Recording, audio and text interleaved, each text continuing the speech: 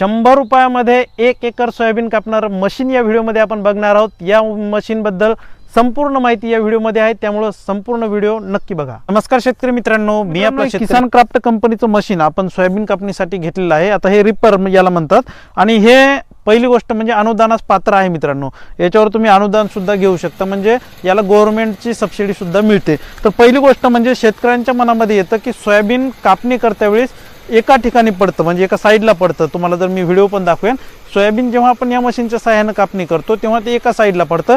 जर आपण ट्रॅक्टरच्या सहाय्याने जर पेरणी केलेली असेल तर ते 4 तास आपली सहज कापेल, आणि टोकन केली असेल तर 3 तास किंवा 2 तास आपली जशी जागेचं अंतर आहे तसं ते कापून टाकेल। मशीनचा फायदा आधी मी तुम्हाला सर्वप्रथम सांगतोय, मजुरांची खूप मोठी परेशानी आता सध्या शेतकरी मित्रांना होते। अशा परिस्थितीत हे मशीन शेतकऱ्यांसाठी खूप मोठं वरदान आहे। आता पहिली गोष्ट म्हणजे जेव्हा आपण याने कापणी करतो त्याचा पहिला फायदा आपल्याला एक होतो की जे सोयाबीनचं जे झाड आहे ते एका साईडला कापल्या जातात, आणि साईडला पडल्यामुळे यदा कदाचित, आता पावसाने ते यावर्षी नकोसं करून ठेवलंय, पाऊस जर यदा कदाचित झाला तरी ते एका लाईनीमध्ये सोयाबीन आपलं पडत असल्यामुळे पाऊस झाल्याच्या नंतर थोडंसं जरी उघडला पाऊस, थोडी जरी हवा आली किंवा थोडंसं ऊन जरी पडलं तर लगेच आपलं सोयाबीन म्हणजे वाळतं, त्याला कुठल्याही प्रकारचा खराब होत नाही। तर ते फायदा आपला त्याच्यामध्ये खूप मोठा होतो।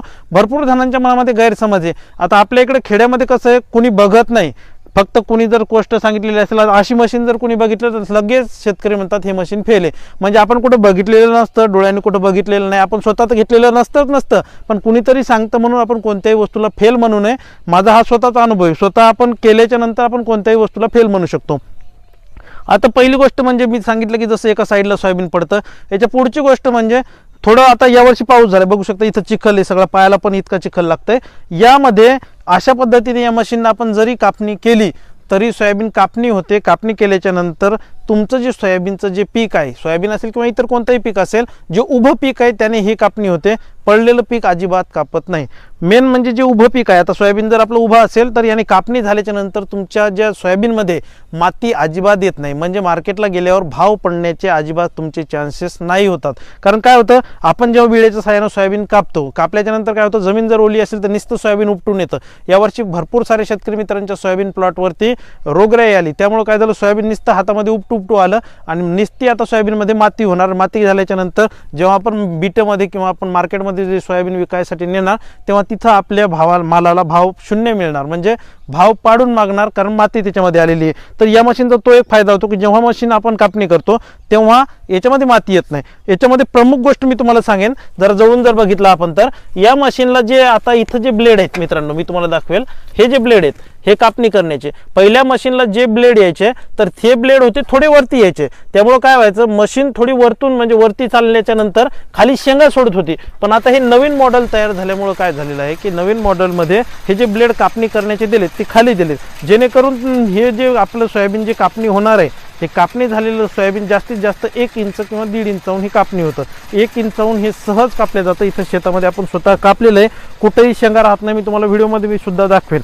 आता हे एक प्लस पॉईंट आहे, म्हणजे सोयाबीनच्या खाली शेंगा सुटण्याचं चान्सेस नाहीत। 1.5 इंचाच्या वर, 1 इंचाच्या वरती जर 1 किंवा 1.5 इंचाच्या वरती जर तुमच्या सोयाबीनला शेंगा असतील तर तुम्ही सहज याने कापू शकता।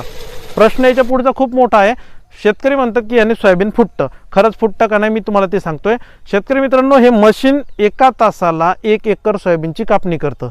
आपण जर सकाळी उठून जवळपास आपण जर 6 वाजता, आता 6 वाजता दिवस निघतो थोडा 6 वाजल्यापासून आपले सोयाबीनच्या याच्यावर शेतकरी कापणीसाठी जातात। हे मशीन जर सकाळी 6ला जर लावलं, सकाळी 10 वाजेपर्यंत जर आपण याने सोयाबीन कापणी केली तर 3 ते 4 एकर सोयाबीन आपण सहज आरामशीर कापू शकतो। म्हणजे जर आपण दिवसाचं काम जर आपल्याला फक्त 4 तासात जर करायचं असेल तरी करू शकतो। मेन म्हणजे पेट्रोलवरची मशीन आहे ही, आणि हिला पेट्रोल एकदम कमी लागतं, जवळपास आता 100 रुपये लिटर पेट्रोल आहे। हे 1 लिटरमध्ये 1 एकर सोयाबीन आरामशीर तुमचं कापून देतं। आणि विशेष गोष्ट याच्यामध्ये सांगायची झाली तर सोयाबीन फुटतं का, तर ऊन असेल, चांगलं कडाक्याचं ऊन जर पडलं तर सोयाबीन याच्यामध्ये फुटतं, कारण जास्त जर वाळलेलं सोयाबीन असेल किंवा आता पावसाने वरचे सोयाबीनचे सगळे साल्ट सगळे खराब झालेले आहेत, थोडं जरी आदळलं तर सोयाबीन फुटतं। हे 100% मान्य आहे की सोयाबीन या मशीननं फुटतं।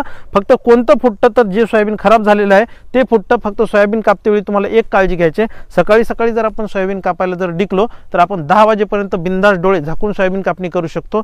त्याने सोयाबीन तुमचं अजिबात फुटणार नाही, कारण रात्रभर दव पडलेलं असतं, थंडी असतं आणि त्यामुळे सोयाबीन तपलेलं नसतं, त्यामुळे सोयाबीन लवकर कापल्या जातं. आणि 4-5 एकर जरी आपण सकाळपर्यंत समजा 10 वाजेपर्यंत कापलं तर दिवसभर ते आपल्याला जमा करायला पुरतं. हे खूप प्लस पॉईंट आहे. संध्याकाळच्या वेळी जर आपण परत 4च्या नंतर जरी कापायचं असलं, ऊन कमी झाल्याच्या नंतर, तरी सुद्धा आपण कापू शकतो. यावर्षी तर पावसाळाच आहे, कधी जर कापलं तरी चालतं, कारण वरून पावसाचे बंद नाहीच, पाऊस कंटिन्यू चालू आहे, ढगाळ वातावरण आहे, त्यामुळे यावर्षी तर फुटण्या तुटण्याचा काही जास्त प्रश्न नाही आलेला.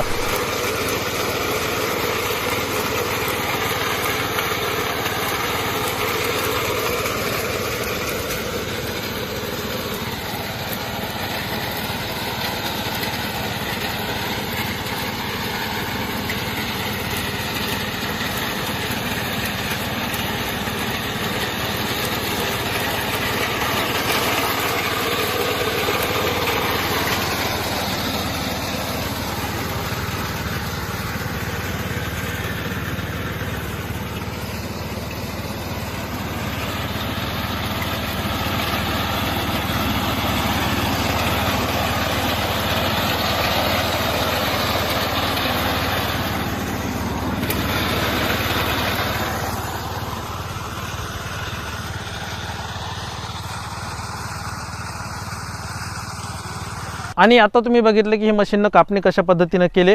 तुम्हाला जर हे मशीन आवडलं तर नक्की व्हिडिओला लाईक करा. अजून या मशीन संदर्भात काही प्रश्न असेल कमेंटमध्ये नक्की कळवा. व्हिडिओ आवडल्यास व्हिडिओला लाईक करा आणि इतर शेतकरी मित्रांपर्यंत पोहोचवा. धन्यवाद.